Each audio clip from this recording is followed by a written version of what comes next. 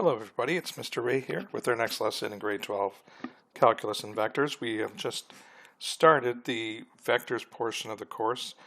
The first lesson we talked about what vectors were, some of the characteristics, properties a little bit. So now we can get going. Now that we know what vectors are, we can start thinking about combining them. Either two vectors together, adding vectors, subtracting vectors, and maybe even like more than two vectors. So let's get started with that. So we have the definition of vectors again, so it's worth reading through that again. Vector is a mathematical quantity having both magnitude and direction. Vectors are illustrated using a line segment. The ends of the vector are usually labeled with letters. One for the head, which is the arrow end, and one for the tail. The direction of this arrow represents the vector direction, and the length of the vector defines its scalar quantity. Okay, when we combine vectors, and we're really just looking at addition today, but we'll see that subtraction of vectors is really adding the negative of the second vector. So they are really the same thing. When we add or subtract vectors, we get what we call a resultant vector. So the formal definition, when two or more vectors are added tip to tail, that means one vector's tip connects to the other vector's tail. There will be a single vector from the tail of the first vector to the head of the final vector. This vector is called the resultant. Okay, so here's how it works. And there's kind of two ways of adding vectors. There's a parallelogram method, and there's the triangular method. Personally, I prefer the parallelogram, but if you see that the triangular method works for you, that's fine too. So let's look at the first method. To determine the sum of any two vectors A and B, arrange tail to tail. So what we actually do, if we had vector A and we're adding it to vector B, we could draw them tail to tail. Now, we know that, I could take a copy of vector B and just move it so that it's now tip to tail with A up here.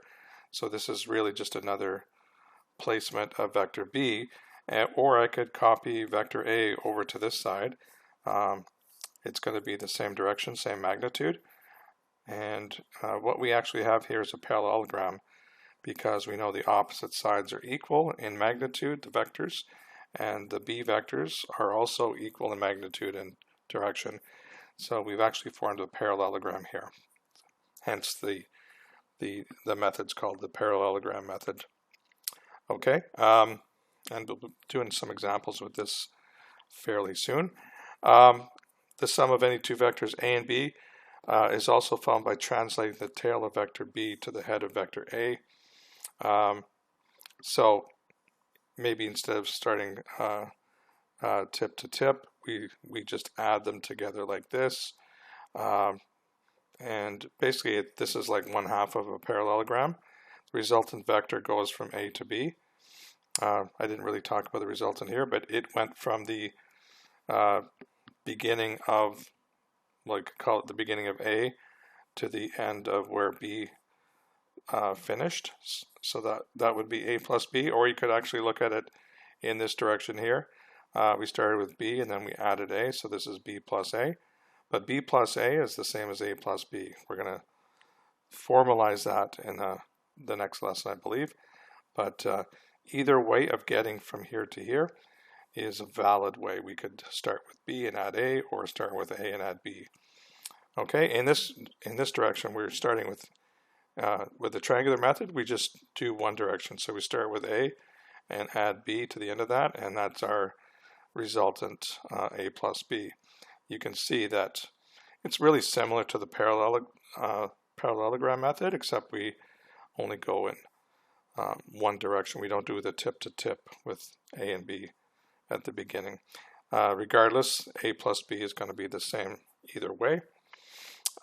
We also have something called the zero vector. So the zero vector is when we two opposite vectors are added. So remember, two opposite vectors, they have the same magnitude but opposite direction. So they really just kind of cancel each other out. And we end up with something called the zero vector. And the way we write that is the number 0 with a vector symbol over top. And that zero vector has no direction or no defined direction and a magnitude of 0. So it's like a point in space. It's not going anywhere. It has no magnitude.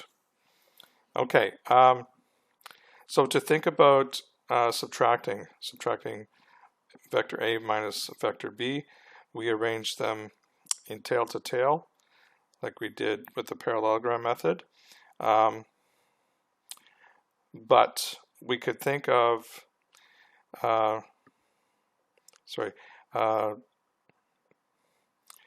vector must be added to B to get A. So we could actually think in terms of B.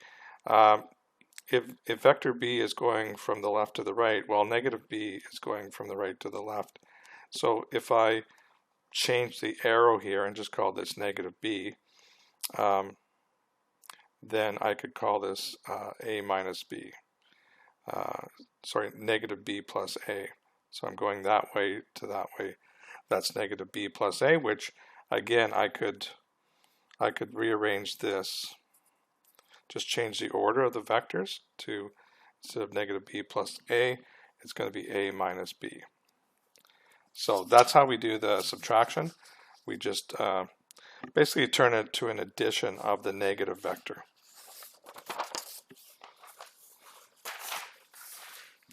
Okay, so now we have some real examples. We're going to go through and practice this. So we have given vectors A and B.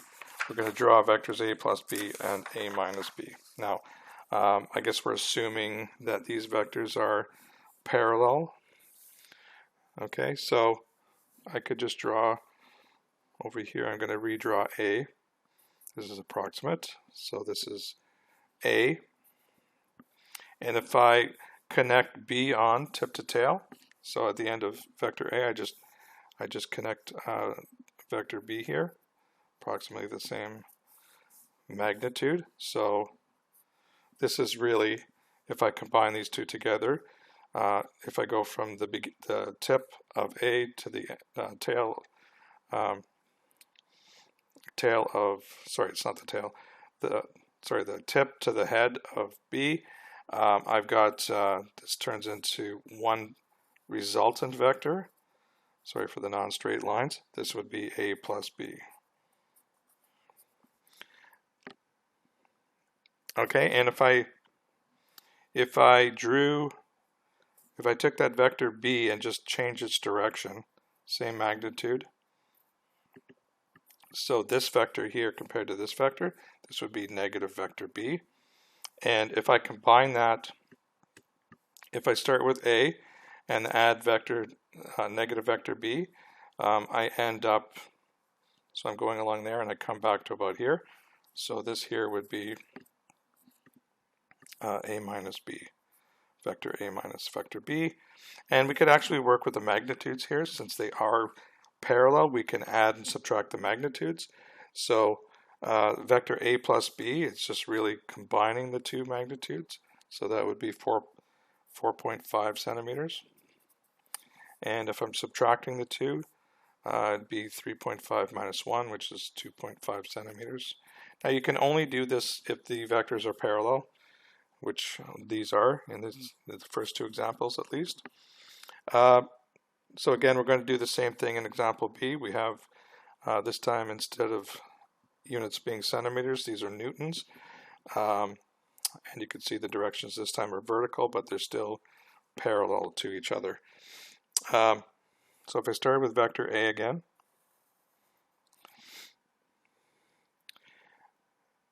okay, and so this is vector A, and I drew vector B right beside it just to see how they would connect.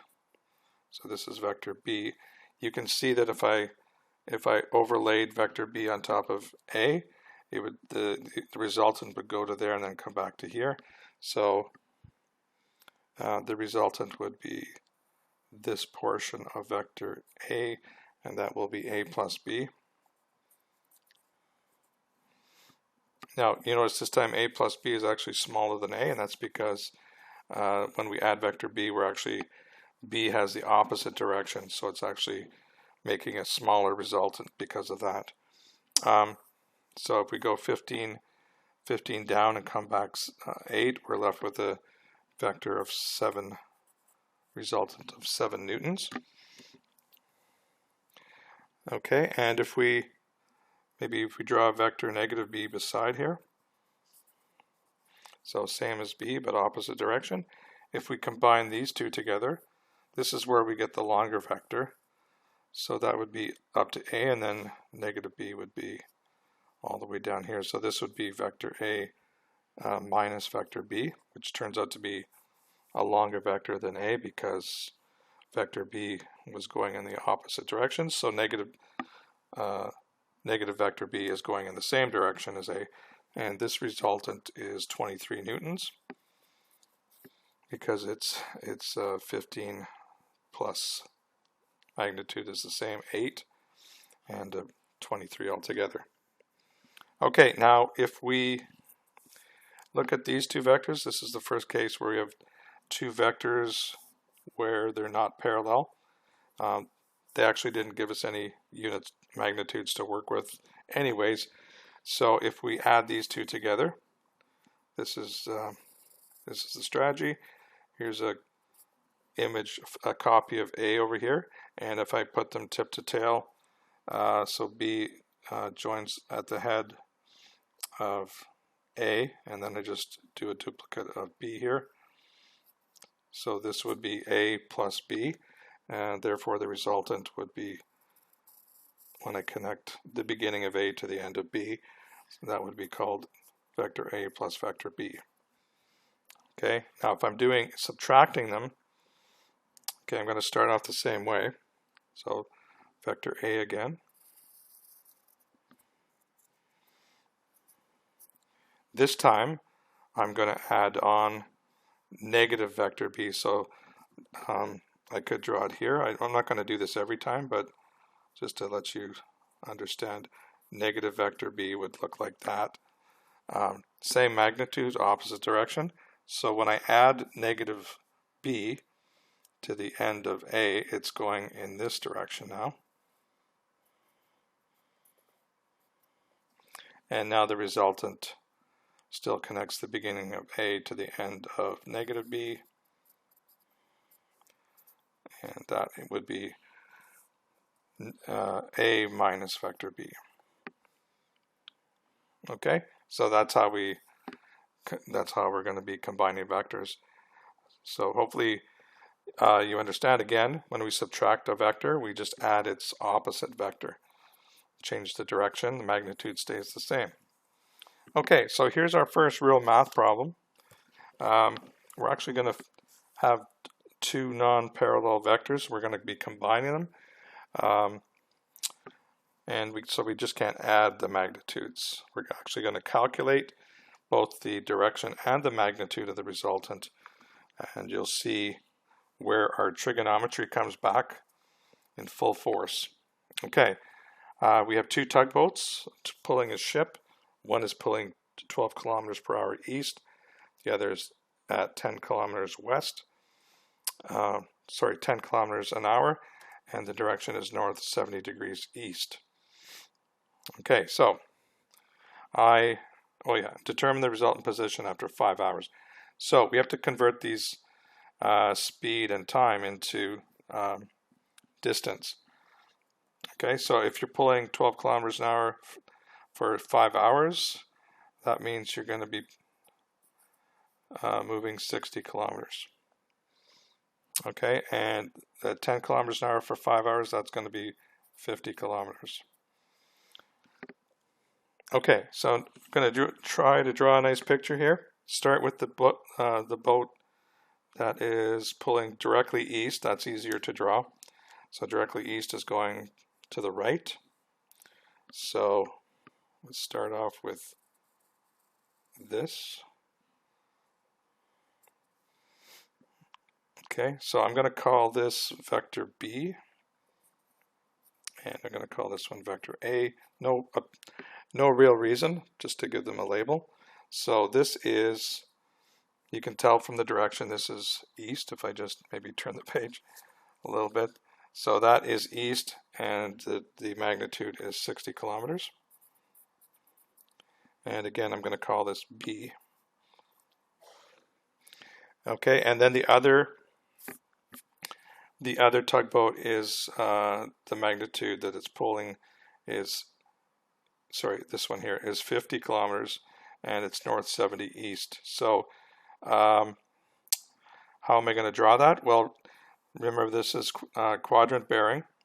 So north 70 east would mean start at the north, because that's the first letter. Start at north and then go 70 degrees east from north. So basically it's an angle of 70 degrees here. Okay, and that means this angle here is 20, and that's the angle we're actually going to be drawing, because this vector is east already. So the vector we're drawing is, this probably isn't exactly the scale because of the angle. So this is going to be 50. We call it vector A.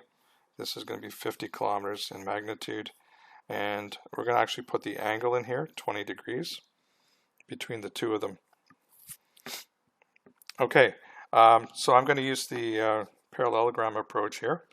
I'm going to draw copies of A, and I'm going to put it over here at the end of vector B. So I'm just going to write A here again.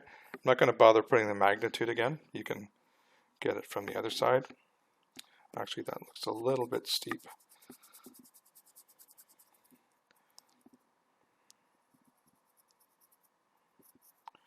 So vector A again.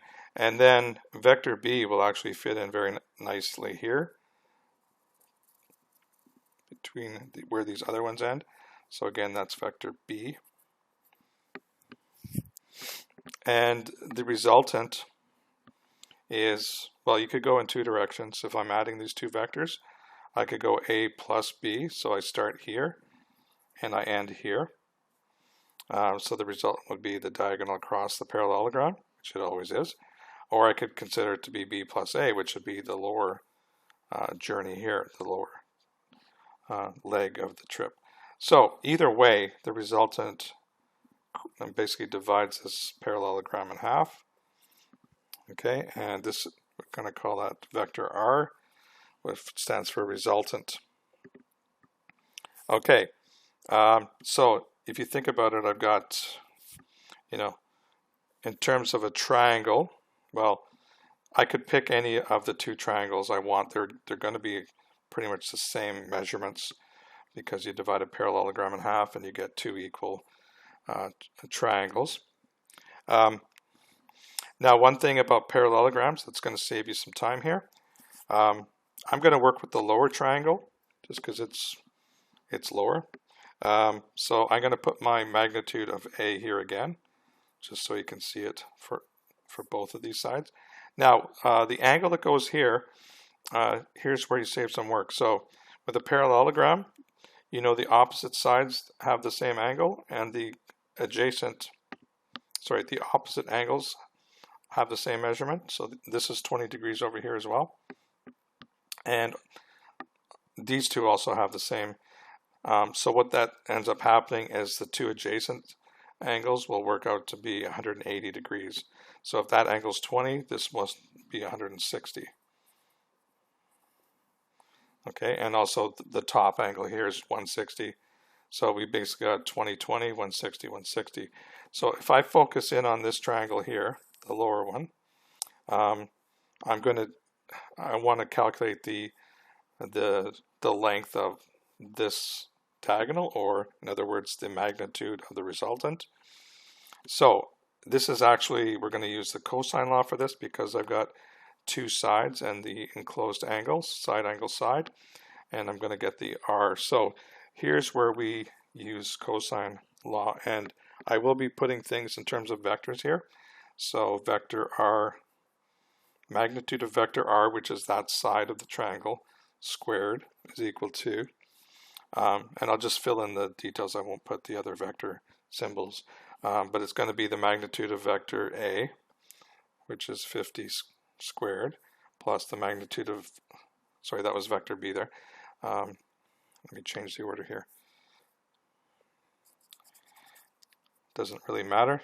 So that's vector A squared, vector B squared, magnitude is 50 squared, and then the rest is 2 times the product of the two magnitudes, 60 times 50, times the cosine of that enclosed angle, which is 160.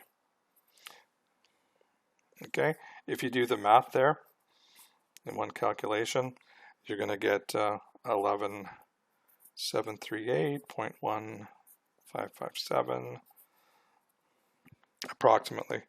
And then we're going to round it, take the square root and round to the nearest tenth of a unit. So it's going to be 108.3. And the units are kilometers because that's what the other two sides are. So the magnitude of the resultant is 108.3 kilometers.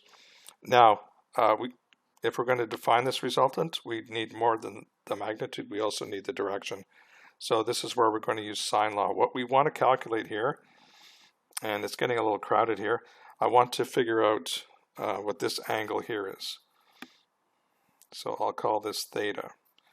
So that angle will help me get a reference angle for where this resultant actually, how I can define it. So let's use that as theta.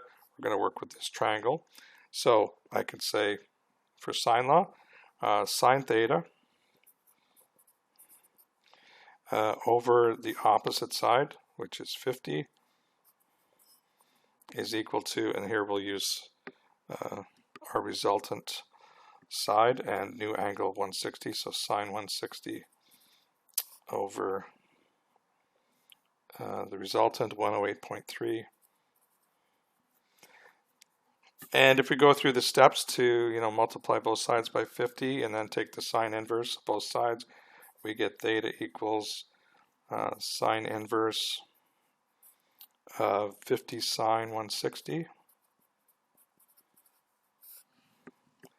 over 108.3. Okay, we do all that, we get 9.1 degrees.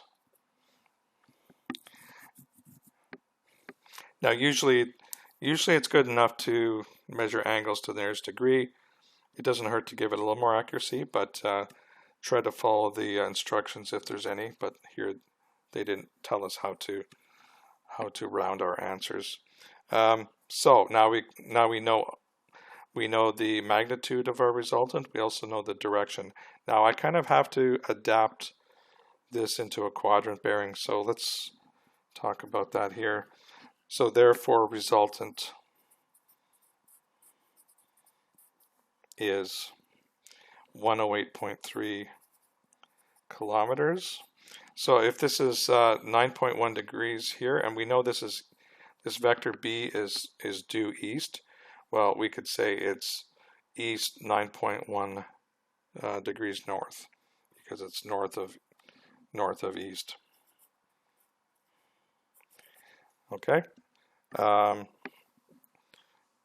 and that is going to be a very popular way of how we calculate a resultant vector when we add or subtract two vectors. So my preferred method, like I said earlier, is to do the parallelogram. You can do either approach, whatever works for you.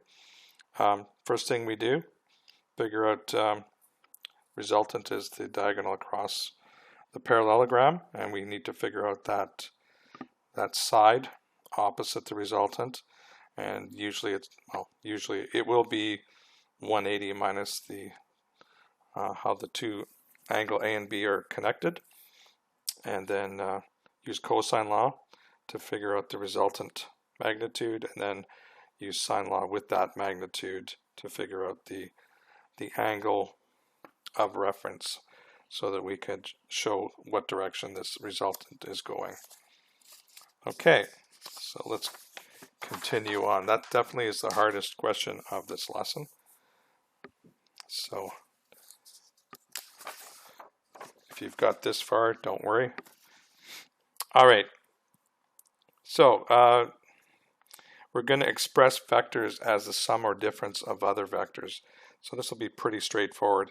So it says express the shortest vector in each diagram as the sum or difference of the other vectors. So the first thing we do is find the shortest vector.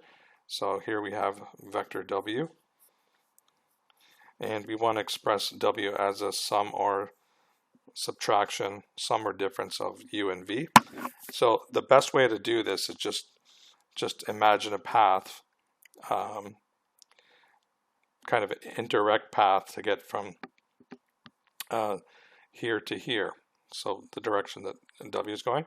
So, I can see I'm going to go this way and then I'm going to cut back to there.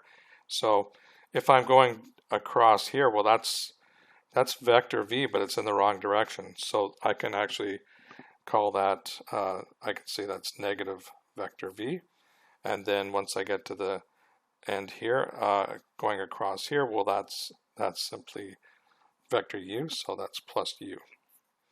And you could also, like I said, you could change the order. So if you see you've got a negative and then you're adding another vector, it looks a little awkward.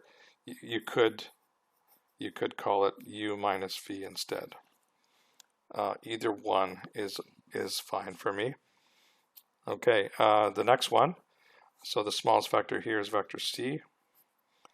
So how do I get from the tip to the tail? So I start here, I go across B, so definitely I know it's going to be B, and then I go back this way, but that vector is, it's A, but it's the opposite direction of A, so that would be negative A. So vector B minus A. Okay, part C here. I think the shortest, kind of lost the vector symbol here. So vector P, so the tip of P is up here. I've been calling that the tail. That's the head. So the tail here, you start at the tail and you work your way around to the head of P. So if I'm going across there, that's negative Q, vector Q, and then I go across here, well, that's plus R. But again, I could change the, let me put the beginning here. I could change the order of these two. So it's R minus Q. That looks a little nicer. But like I said, both are okay. This one looks a little more complicated. So we want to do express vector E in terms of the other vectors. So there's actually a couple different answers here. So I could, if I'm expressing E, I could just think in terms of the lower triangle. So if I'm starting with the tail of E, work my way to the head, I would go along K. So, oops. So that's the K vector. And then I go back across here. Well, that's negative vector F. So that's one way of doing it. Or I could express E going the long way. So instead of going down this route, I go back up and across and down. So vector E would be vector G. And then I come down here, that's negative vector H. And then back through here, that's negative vector F. So two ways of representing E. I could also change the order of these, and it's a different representation, but in terms of the actual path, there are two ways to get from the tail of E to the tip or the head. Okay. Now we're going to kind of go the other way. We've got this parallelogram, and E is the intersection point of the diagonals.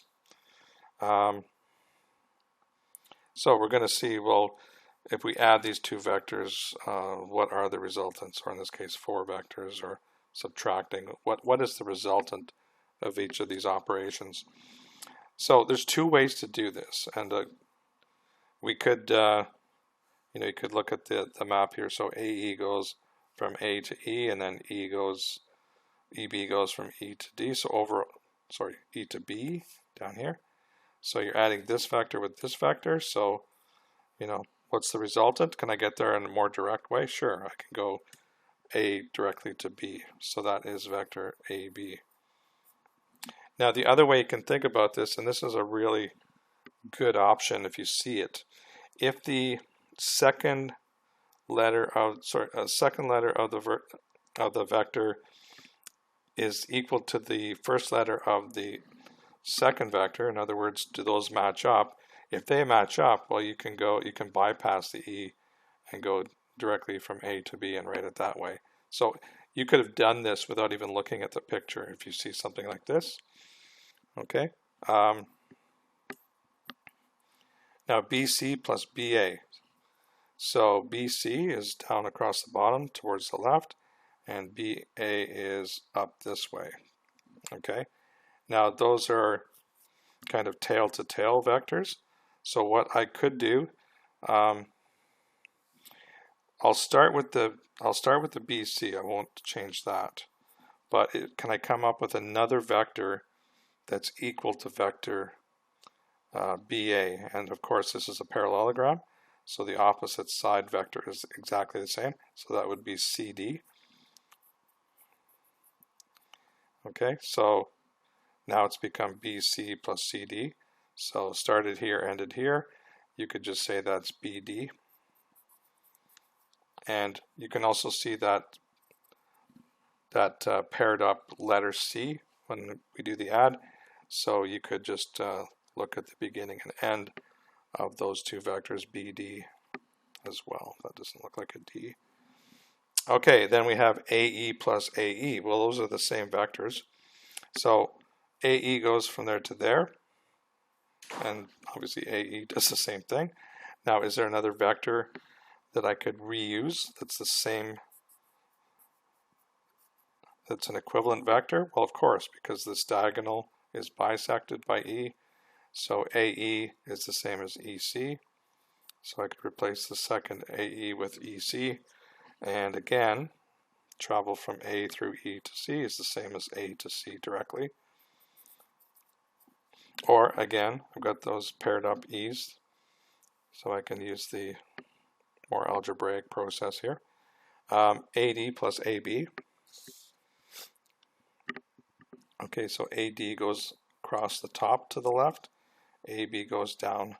So I'm going to keep AD the same, but instead of calling it AB, I'm going to use the equivalent vector, which would be DC. And you could see AD plus DC is the same as going directly from A to C. And again, we've got these paired up letters. Okay, this one looks like a doozy. But if I looked at the algebraic approach here, I can see I've got lots of matches here. The A's match, the E's match, the D's match. So basically I've gone, from B through A, through E, through D, ended up at C. So the end result was from B to C.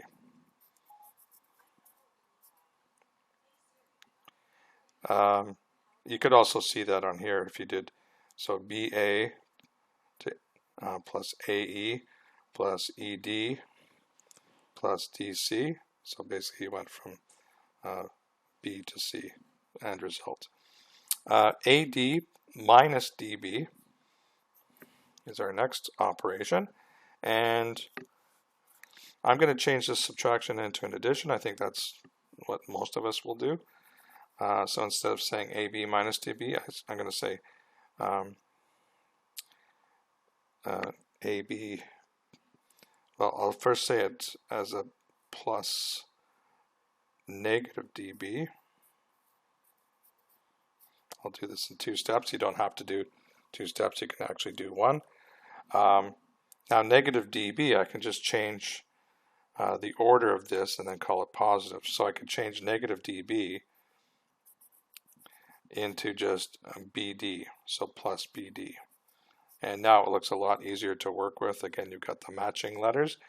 You've also got AB plus BD, so the result will be AD. Okay, I didn't have to really do this step here. I could have just said, let's change this to a plus and switch the order. Okay, but I'd like to show why that's true. And then the last operation here, we're going to do the same thing. This time I'll do it one step. So AB, so if I want to change that to a plus, I'll change that to a plus, but flip the order, so plus BC. And then the third one here, minus DC, I want to change that to an add, so I'll change the order of the vector to CD. And again, you've got the matching letters here, so you can go directly, well, you're going indirectly A through B through C to D, which the end result is A to D. Okay, so hopefully that gives you an idea of how you can work with the, not just the graphical perspective, the geometric perspective, but also algebraically how you can start combining different vectors to get the resultant if we add or subtract. Okay, last page.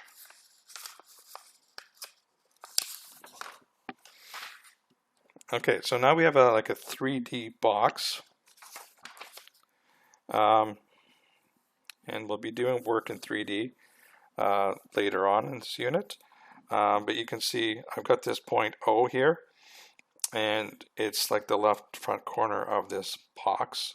So vector A goes kind of to the right on the bottom of the box. Vector B goes along the back corner to the back corner of the box, and vector C goes straight up. So you can almost consider these vectors like the width, the length, and the height of the box. Okay, and then I've got all these other vertices for the points in the box. The letter O at the front left corner, that's where A, B, and C all start from. So basically, what they've set up here is OA equals vector A, so they have kind of a short form for OA, OC, and OD. They call them different letters. Okay, so what we're going to do is express these different vectors that form, sides of the box in terms of vectors A, B, and C. So start off with BC. So BC goes basically from the back bottom corner to the left back corner. So BC, if you compare that to A, B, or C, you can see, well, A is parallel to that, but it's the opposite direction. And so vector BC would be equivalent to negative vector A. Okay, and then GF. So where's GF? GF is the top back. So GF goes left to right. And hopefully you can see that these vectors here, these four vectors, are all equal. So vector GF is the same as vector OA, which is vector A. Oh, I forgot my negative sign there. Sorry about that. This one is actually just vector A because it's the same direction. BC was the opposite direction of A.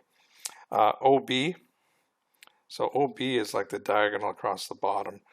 So there's a couple of ways I could get there. If I start at O, I could go along B and then across here, which is the same as A. So it could be B plus A, or I could go this way, which is A plus AB, which is also B, so A plus B. So either way, you get the same result, just a different order of those two vectors. AC, kind of the diagonal on the bottom from the top front right bottom corner to the back left bottom corner.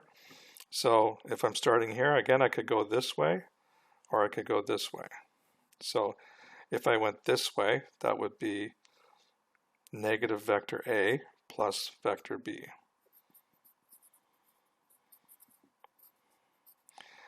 If I went the other way, it would be B minus A. So it's really the same thing. just a different order. Okay, BG. So B up to the top. So these are both at the back, bottom left to top, sorry, bottom right to top left. So there's always going to be two ways I can get directly there, or quickest ways to get there. I can go up this way and across. So that would be negative vector C plus vector A. Or I could do, I could go up first and then off to the left. So if I went up first, that's the same vector as C. So it'd be C minus A. And then finally, we have OF. So this goes from the bottom left front corner to the back right top corner. So this is going to require the maximum journey, because we're going to have to go to the right, we're going to have to go to the back, and we're going to go up. So again, there's a variety of ways I can get there. Any way I choose, I'm going to have to use vector A to get to the right. I'm going to have to use vector B to get to the back, and then vector C to get to the top. So this is going to be A plus B plus C. And again, could be any order of those three. Okay, so hopefully this has enlightened you as to how we combine vectors. The result of combining vectors is called the resultant, and a lot of times we're going to have to define both the magnitude and the direction of the resultant, and we'll be seeing a lot of that in the next several lessons. So I've assigned some homework here to practice the things we've been doing today, and hopefully that all makes sense to you. And I want to thank you for joining me, and I'll see you on the next lesson. Take care.